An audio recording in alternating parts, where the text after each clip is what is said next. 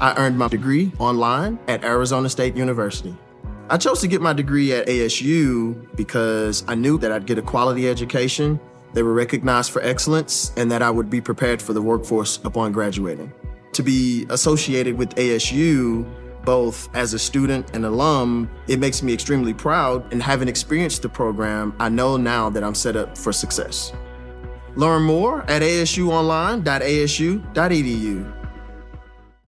Attention, you're listening to the Todd Huff Radio Show, America's home for conservative, not bitter talk radio. Be advised that the content of this program has been documented to prevent and even cure liberalism, and listening may cause you to lean to the right.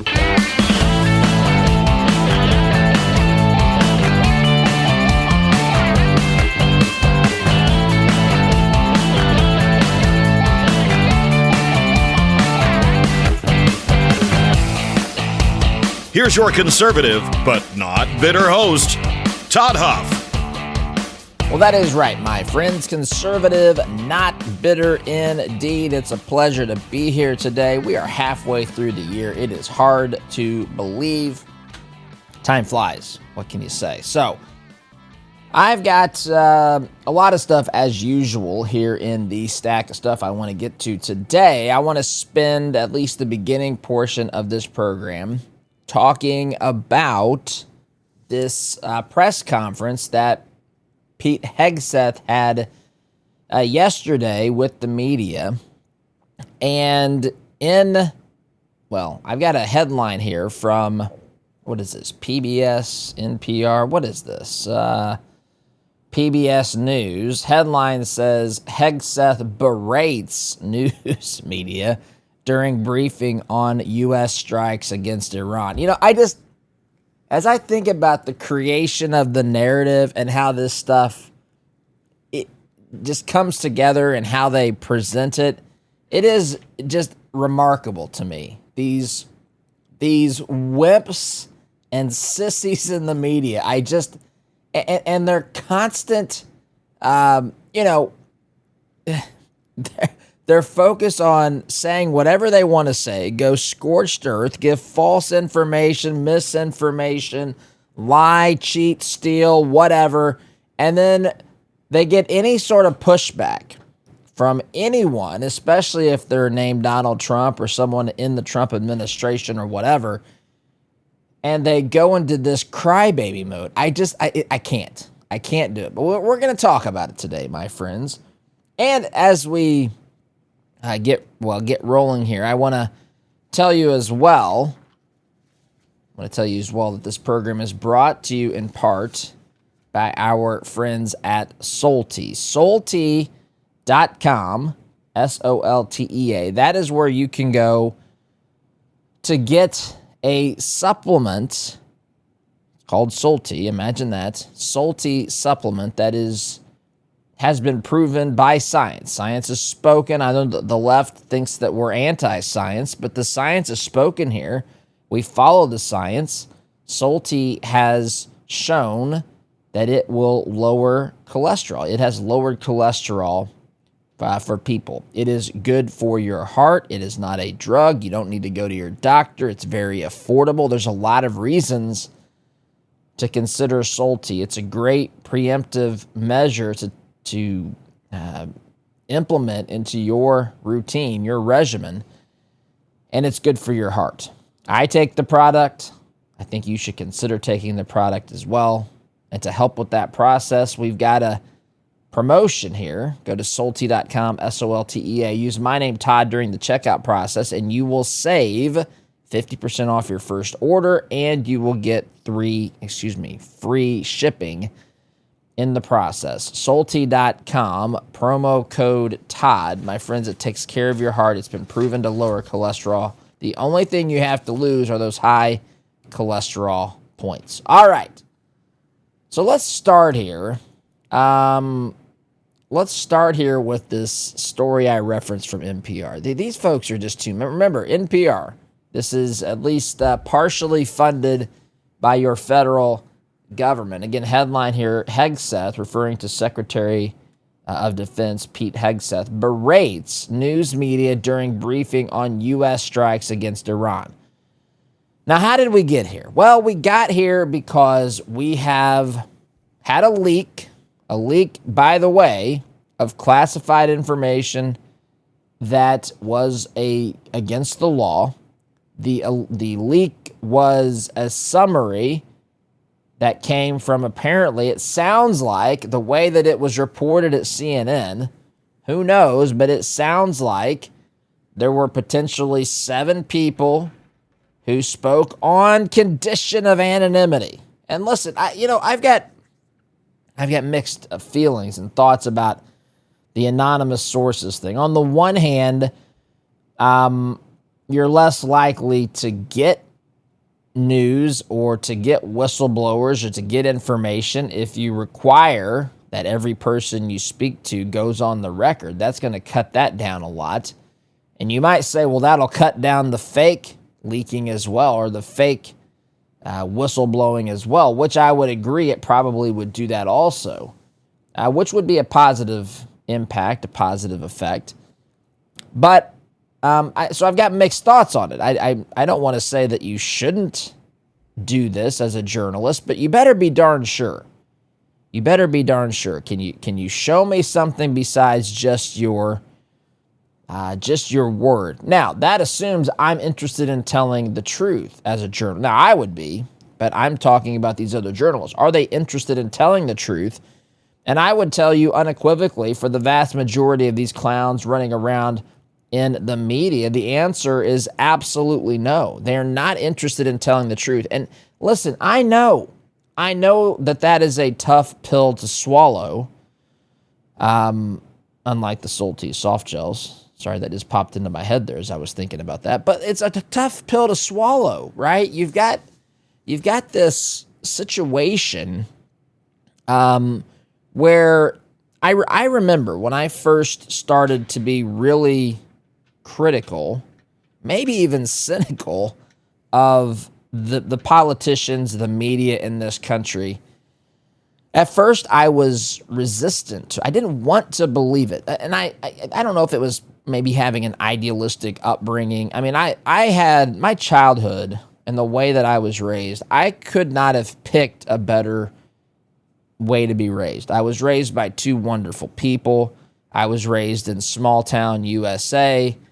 It was just a small community, small town. We were taught things that I was kind of the tail end of the generations that were still being taught truth in schools. Now we're so far from that where we are today. But I went to public school and I had good teachers. I loved the school district I didn't like going to school as a kid, but it was just a great community. This was a great place. It really is. And I had a little bit of a leave it to beaver upbringing. Mom stayed home, dad worked and coached us in sports. They both were involved. We were treated well. Just a great family. Just blessed in that sense.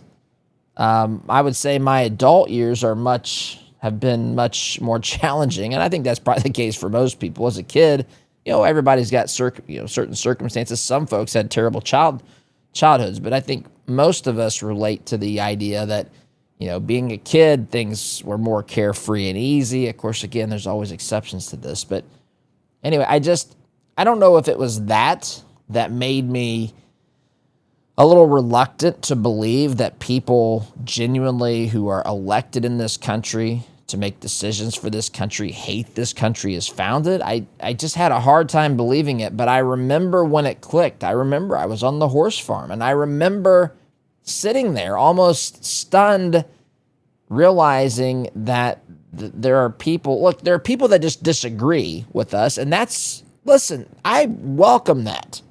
There is good, legitimate disagreement. There are good things that come from having people with different political perspectives and viewpoints and experience. Absolutely, that's a good thing.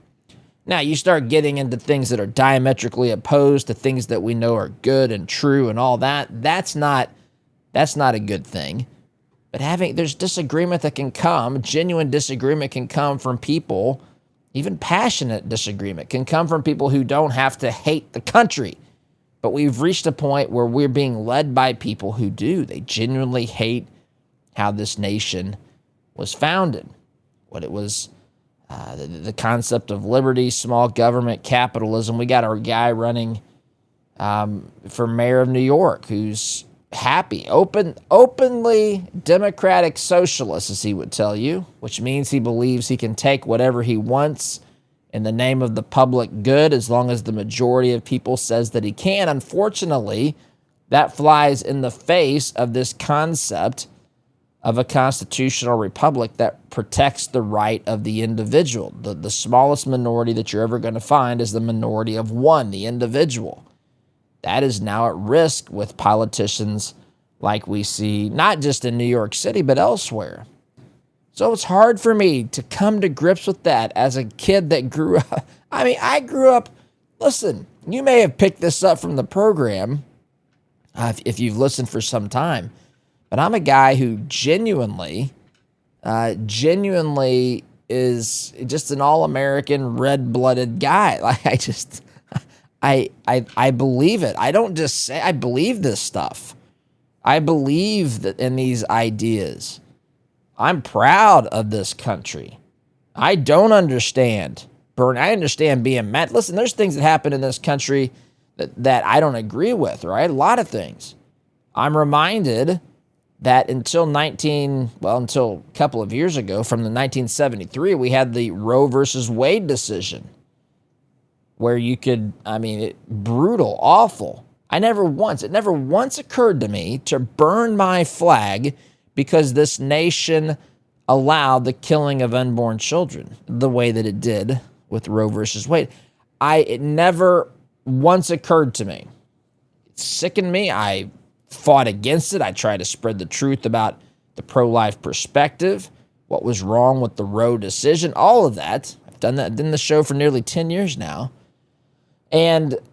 But I never once thought of burning the flag. I never once thought of saying I hate America. It was a decision. It was an issue that needed to be corrected, and we're headed in that direction. Some states have done very well with this. Others have not. But this is what it really means to work within a system to achieve a result that's best over time for those, again, who love, to love this country, you don't have to agree with everything. It's just preposterous to me how people behave. It actually says to me with some of this behavior that we're dealing with petulant children. And when we're dealing with the media, we're dealing with petulant children as well. And so they think they can say whatever they want about the administration. They think they can go out there and basically present as fact this anonymous report that we did not destroy Iranian nuclear facilities and so forth, their nuclear strikes. We've only set back their nuclear program weeks or months instead of years or decades, as Trump's out there saying now. And they report that as fact, and they they expect no blowback. They expect, I guess, just to get away with this. This is, again, they've done this for so long. This is the standard operating procedure. They criticize and lie, criticize Republicans. They attack people. They try to intimidate. They try to personally malign folks who are on a political side of an issue that they don't want them to be on. They go after them full force. And then, usually it causes the folks on that other side to capitulate, to lighten up, to say, this isn't worth it. I didn't sign up for this. This is a lot more intense than I ever thought it would be. But that, of course, that script has been flipped on its head with the arrival of President Donald Trump to the political scene in 2015. And now he's inspired other people to take his approach, right? To follow his lead, to say if you just walk through the fire, you will eventually get out the other side, and you're going to gain supporters along the way. You're going to get encouragement along the way. You're going to build a movement if you do that. And so that's what he's done, and that's what Hegseth did here. And the media, PBS here, is upset that Hegseth berates them. I shared on this program yesterday, if something like this happened in Russia, and if there were reports that we did not destroy the Russian nuclear sites, again, hypothetically here, this is just for the sake of comparison, and some media outlet came out and said, we didn't do damage to Russia's nuclear facilities, we all know what would happen. They would say that this is a pro-Russian media, if you were someone who said that, if you were someone simply who asked that. And again, I think these are fair questions. These are relevant questions to ask. But also, as a journalist, you have an obligation here. And the only story I saw, if you paid attention to the media, the narrative seemed to be Trump and his team are lying because we really know that they didn't destroy these nuclear facilities. And so Hegseth comes out in a 50-some minute press conference and tells the media what's up. I'm going to read from this. I've got some clips that we'll talk about as well. This is, again, NPR, crying like little babies, right? Just as they cry when Trump says you're fake news, and they say that this is dangerous for our democracy to have a sitting president of the United States go after, criticize the media. And I say, grow up. I say, learn to defend yourselves. I say, articulate your ideas better. Go ahead and give your defense. Explain why what you did was acceptable and why what the administration did or is doing is a threat, instead of crying like a bunch of little babies, petulant children like you are. Again, there's exceptions to this rule, but this is enough. We've identified enough people in the media who operate this way to where I think it's fair to talk about them like this in general. So here's what the babies at NPR are writing about. It's by the Associated Press, but it's posted at NPR. Defense Secretary Pete Hegseth and General Dan Kane, who Trump calls Raisin Kane, held a Thursday morning news conference to respond to an early leaked intelligence report suggesting, wait a minute, it didn't suggest, it said, stop with this is subtle. This is subtle, but this is stacking the deck in their favor. It's just suggesting. It's just kind of maybe, possibly, who knows? No. You told us that the reporting said that Iran was just basically thrown off their itinerary, their agenda by a couple of weeks. That's not suggesting, but that's what it says here, suggesting U.S. strikes against Iran likely put the country back mere months. President Donald Trump has insisted the U.S. strikes delivered a devastating attack, and that questioning his assessment on the strike was not only unpatriotic, but also makes the pilots who dropped the bombs very upset. I don't know about any of that. I do know to assume this is just so fascinating to me, because I hear people, when I talk about the deep state, that there's a conspiracy, you can't take us seriously when someone talks about the deep state. But this is exactly what you're saying here. You're saying that Trump's administration is trying to lie and deceive for political gain. So why would it be so impossible? Why would it be so unexplainable for someone who is embedded within the government, who's part of the government bureaucracy, who is a nameless, faceless person that we don't even know, who's apparently sharing with CNN this report, or a summary of this report, their assessment of the report? What makes it so hard to believe that they're not the ones lying? Because it appears that they are the ones who are lying. Hegseth berates the media, it says here. The news conference began with Hegseth, the former Fox News host, criticizing the media for, quote, hunting for scandals all the time. This is 100% what happens. They are gleefully looking for something that they can report on that undermines the ability of the Trump administration to do its job, to implement its agenda. That's why, listen, I'm not here to defend any scandal that may come up. I'm just saying this, but when I hear a scandal reported in the media, my first thought is, what are they making up? What are they trying to deceive us on so as to further interfere with this administration's responsibility and mandate to govern in this great nation?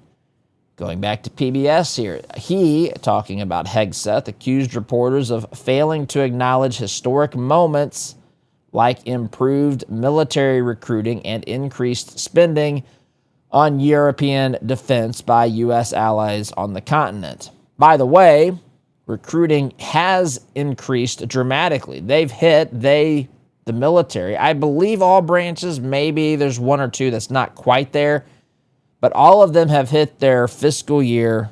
I think there's a couple that are still short, but they're not short as far as where they are in the year. They're just not arriving at it early.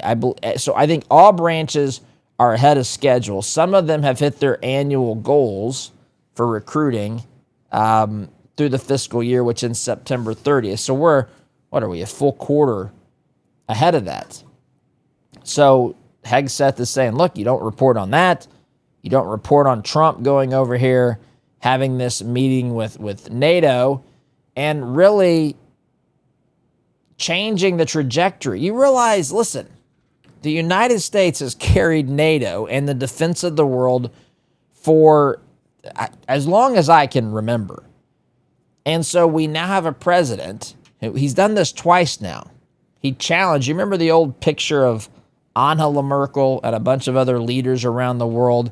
She was kind of getting on Trump, and Trump was just, you've seen this picture, sitting cross-armed, just kind of looking off in the distance like, say whatever you want, but you got to pay for your share of NATO. You guys haven't been doing what you said you were going to do forever. We've never held you accountable. Why don't you do? That was just to the 2%. Now we're up to 5%. 5% of GDP are what these countries outside of Spain, who Trump says is going to pay for this one way or the other, even if it's through something like a tariff. So this is, we're moving to a place where the United States is not seen as the world's policing agency, is not funding all of this stuff. And when we are involved, we have the personnel, the mission set, the skill set. We've gotten rid of the silliness of the trans agenda and all this stuff about generals wearing high heels and everything. Well, women are fine, but men pretending to be women wearing high heels and skirts in the military. We're done with this, Hegseth says. You don't talk about that. Instead, you want to undermine the mission at hand, this highly critical and very consequential mission that now everybody is in agreement on achieved its objectives. Timeout is in order, my friends. Sit tight. Be back here in just a minute.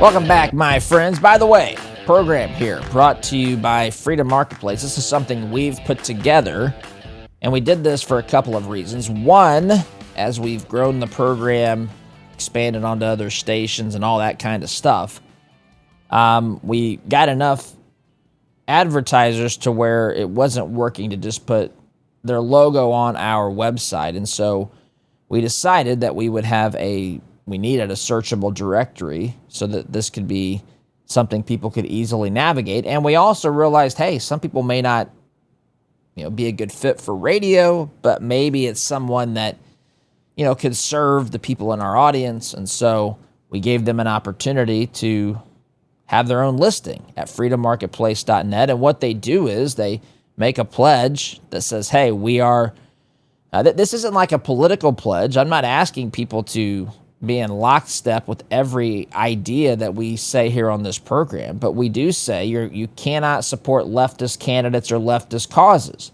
You have to be pushing in the same general direction of liberty and freedom. Yeah, we might disagree on things here and there. There's not, again, a political pledge, but there's a pledge that says we're not going to endorse the most dangerous and anti-God worldview that we have, that's prevalent in this in our government today, in our political system today. And so that's what they signed. They signed a pledge that says, hey, we're not going to support leftist candidates, leftist causes.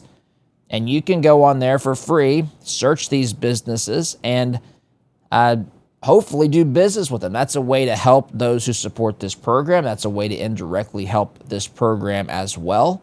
freedommarketplace.net is where you would go for that. Again, freedommarketplace.net, liberty and business for all. All right, so before the break, I was talking about just this, how the media approaches it. And of course, how the media approaches the administration differs dramatically depending upon who's running the administration. That's not what a media does. In fact, a media should act the same regardless of who's in office. And I know that that's a lot. I know that that's, we're so far from that particular point, my friends, but that is the way that it should be. You should not know who these journalists, so-called journalists, are voting for. You shouldn't know that. You shouldn't know what their opinion is on a particular issue. If you want to be a journalist, then be a journalist. That's why I repeatedly say on here, I'm not a journalist. I know in some respect, you can say I'm a member of the press, right? If you ever watch people who are doing these First Amendment audits, that's, they go in to say this is, I'm just here to record what's happening in a publicly accessible space, which they're totally entitled to do. And they are, in general, considered a member of press to report on or to share information about what's happening in public spaces. And so in that sense, I am. But I'm not a journalist in the sense that I'm out here trying to present just news and let you decide. I actually think I do that fairly more fairly than the people in the actual media, the so-called journalists out there. But I'm here with a purpose. I'm someone who believes in these ideas. You know what I think about these things. I tell you what I think. Sometimes I don't. Sometimes I'm not sure what I think about a particular story or whatever, and I may withhold my opinion. Sometimes I'm telling you I'm figuring it out. But it's no surprise. I'm on the side of free markets.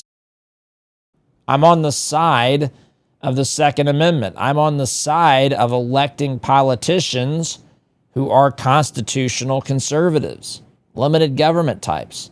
That's where I am. I am a follower of Jesus Christ. I believe in truth. I believe that there is a major spiritual war, a major cultural war, a major political war that's being waged in this country. I am trying to win or trying to participate on one side of that. I'm not here just to tell facts and let you, decide. Of course, you can decide for your own, but I'm trying to persuade. I'm trying to explain why one side's version of events or one ideological perspective is better than the other. That is not what a journalist is supposed to be doing. And so it's clear. It's clear what they're trying to do here. It's clear that what they're trying to do here. So let's play some clips here from the press conference. Pete Hegseth, he's being asked about a lot of stupid things. You remember, you've probably heard this. I'm trying to find the initial, there's an initial post that Pete Hegseth made after the strikes, and it said, I'm trying to get this exactly right, but I can't find the exact post, but he said something about our boys when he was referring to the pilots. Where is this? The way this page is not formatting the way that it was earlier.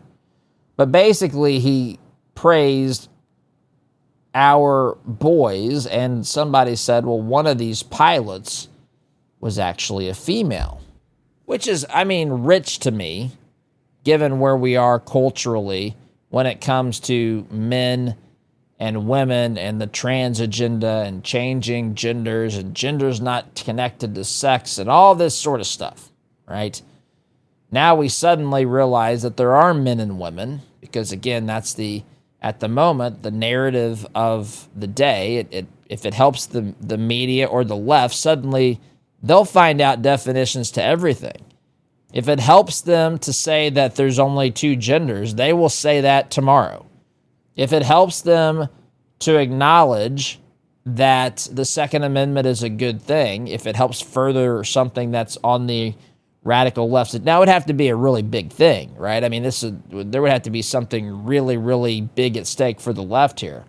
But they'll abandon principles in a millisecond if it helps further their cause, some of their more core and central beliefs, which ultimately is that they are the ruling class and the rest of us are just a bunch of serfs and peasants who are too stupid to figure out life without their genius, insight, and leadership, or what we would call their own tyranny. And so I believe it was Jennifer Griffin who's the one that, I think she's the one asking this question here. I don't know for certain. She is one who posted something about this earlier on X. She's the one who pointed out Hegseth praised our boys. Turns out one of these pilots was female, which in one respect, I don't even have a problem with her saying this, but to continue to make this an issue, do you think that the female pilot cared? Do you think that she understood? I don't know. Most of them were men. Only one of them wasn't. It seems like the media is making a bigger deal of this than should be made as usual. But I just want you to listen to this exchange. He was asked about this. I'm pretty sure this is Jennifer Griffin of Fox. I don't know that for certain in this exchange because I don't think Hegseth mentions it, and you can only see him on camera. Regardless, I just want you to listen to this exchange about his tweets about our boys and one of the pilots being a female. Why not acknowledge the female pilots that also participated in this mission? The early messages that you sent out only congratulated the boys. So when I say something like our boys and bombers, see, this is the kind of thing the press does, right? Of course, the chairman mentioned a female bomber pilot. That's fantastic. She's fantastic. She's a hero. I want more female bomber pilots. I hope the men and women of our country sign up to do such brave and audacious things. But when you spin it as, because I say our boys and bombers as a common phrase, I'll keep saying things like that, whether they're men or women. Very proud of that female pilot, just like I'm very proud of those male pilots. And I don't care if it's a male or a female in that cockpit, and the American people don't care. But it's the obsession with race and gender in this department that's changed priorities. And we don't do that anymore. We don't play your little games. Yes, we don't play your little games anymore. I don't know if that was her or not. But she was part of this. She was part of this press conference because she gets called out big time by Hegseth. But Hegseth saying, look, we we just maybe prevented World War III. We maybe just prevented this unbelievable conflict, this scenario where Israel may have a nuclear bomb aimed at it by the crazy lunatics running the Iranian regime. And you're getting on me about a tweet that was designed to congratulate and to praise the people involved in taking this out. By the way, we don't ever know the names of these people to begin with. In theory, we don't know who they are. Why the fixation on that? It's just so crazy to think about, especially when you look at it in comparison to what we were able to pull off and what may have been prevented by taking out Iran's capabilities of having nuclear weapons for the foreseeable future. Quick time out, my friends. Back in just a minute. Welcome back, my friends. So, want to play some more clips here, or another clip, I should say, from this press conference. Pete Hegseth berating the media, as they have said at PBS, They can't take it. They sure can dish it out, but if you push back at all, if you call them out at all, if you try to hold these folks accountable at all, they can't take it. They melt down, break down, and so forth. And so Jennifer Griffin of Fox News is about to get the beat down right here by Pete Hegseth. So I'm going to play that here in just a moment. But friends, before I do that, let's talk about something that is important, and that is your money. You've worked hard for your money, but is your money working hard for what you believe in? At 48 Financial, they specialize in what they call biblically responsible investing. That means they screen out companies that do not ally with your faith and your values. They'll help you create a plan that fits your goals and your purpose. And here's the best part. They will show you how your current investments stack up against your values. Visit 48financial.com/Todd to find out if your investments are in alignment with your values currently. It's totally free to do this. 48financial.com/Todd. 48 Financial, helping us align our money with our mission. All right, so here we go. Pete Hegseth kind of going after Jennifer Griffin. I'm going to say this, and this is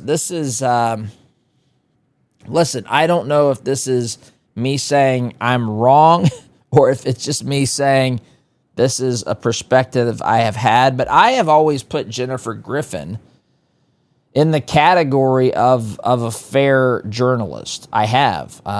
She's one that I would have spoken about. Catherine Herridge. Is that her name? Herridge? That's another one. I always hate to mention the ones that, because I'm going to forget somebody. There's more than those folks. But Jennifer Griffin here, being called out by Hegseth, he calls her, he says you're about the worst. You're the worst journalist, or one of the worst in this room, regarding how you've covered this situation with Iran. So I want you to hear this. Pete Hegseth talking to, former colleague at Fox News, Jennifer Griffin. Here you go. It's about highly enriched uranium. Do you have certainty that all the highly enriched uranium was inside the Fordo Mountain, or some of it, because there were satellite photos that showed more than a dozen trucks there 2 days in advance? Are you certain none of that highly enriched uranium was moved? Of course, we're watching every single aspect, but Jennifer, you've been about the worst. The one who misrepresents the most intentionally. What the president says. I'm familiar. Report about the ventilation shafts on Saturday night, and in fact, I was the first to describe the B-2 bombers, the refueling, the entire mission with great accuracy. So I take issue with that. I appreciate you acknowledging that this was the first the most successful mission based on operational security that this department has done since you've been here, and I appreciate that. So we're looking at all aspects of intelligence and making sure we have a sense of what was where. So he calls her out. She pushes back a little bit. Let me tell you a little bit about what I think's going on here. I think, if you'll allow me to say this, some of you are going to disagree with this. I think first of all, I think everybody's trying to channel their inner Trump here in not and in fighting back. Now, I'm not saying Hegseth's wrong here. It sounds like there's been more than one issue with Jennifer Griffin here. I've shared with you, though, what I thought about her as a journalist, and I don't know if I'm willing to abandon that yet. Maybe I'm wrong. But I think so much focus has been put on this. The administration has been, the American people have been attacked by the way that the media has handled things for a long time.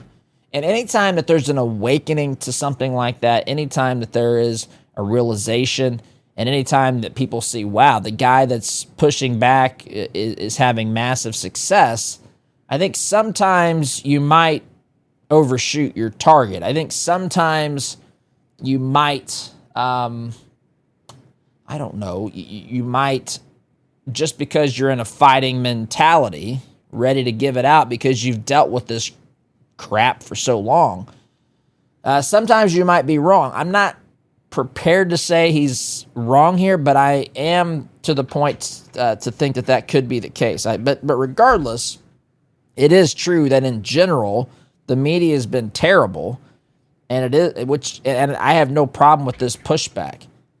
You know what? Even if he turns out to be wrong here, he could say that down the road and say, Jennifer, I'm sorry. After closer consideration, I do think you were wrong about this, but I think you were fair about other things. And that'll probably never happen, but I'm saying it's okay. These things are bound to happen. So there you go. That's all the time that I have to talk about this, because I have to tell you that there's some changes coming here to the program starting Monday. One of the things that we have started to do here, you've heard me talk about our Inner Circle program. Our Inner Circle program is our membership program, and in order to devote the attention to that I want to do as we grow that, we've had to make the decision on a couple of counts, but one of them is that the program, the daily podcast, is going to be down to an hour as we build the Inner Circle. But I got to go. SDG.